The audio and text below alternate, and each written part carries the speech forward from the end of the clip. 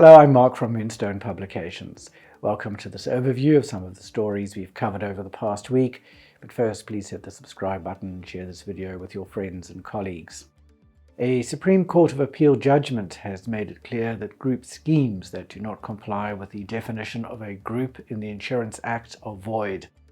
The SCA upheld KGA Life's appeal against a High Court judgment last year in favor of MultiSure.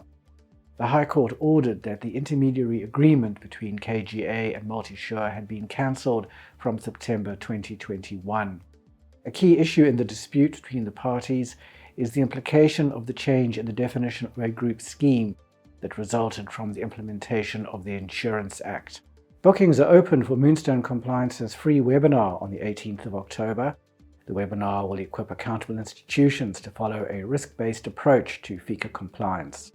It will provide practical insights and guidance into what a risk-based approach entails and demonstrate how to apply the principles within your institution so that risks relevant to your business are effectively managed.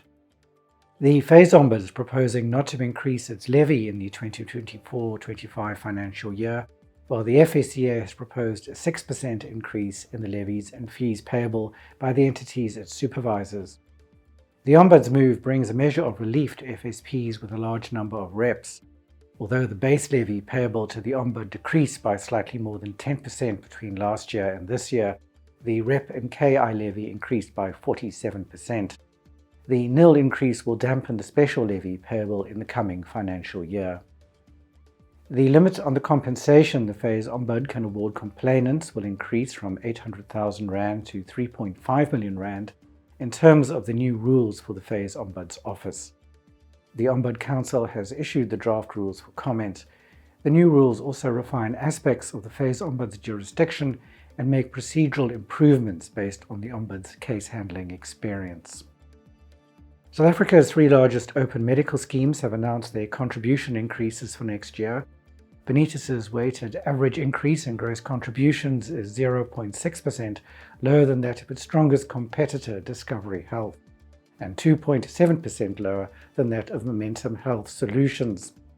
Discovery announced a weighted average contribution increase across all benefit plans of 7.5%. Bonitas's weighted increase is 6.9%, while Momentum's is 9.6%. It is increasingly evident that investors are becoming more cautious about global stock markets as they are buying more put options than call options and driving volatility higher, says investment analyst Rake de Klerk.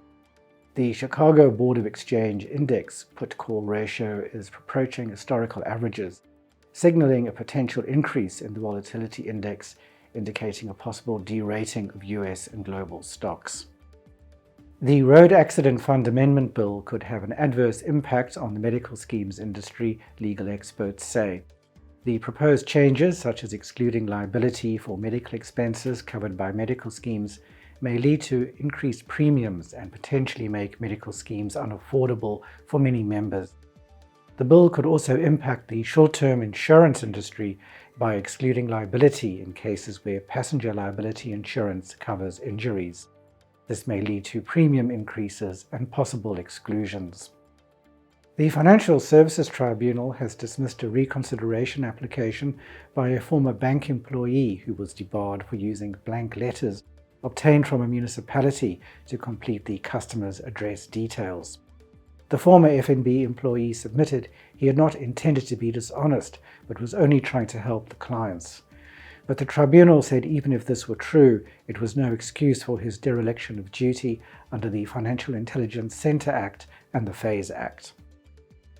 That's all we have for this week. You can read these stories and many more on our website, moonstone.co.za. Until next time, here's wishing you all the best from the team at Moonstone Information Refinery.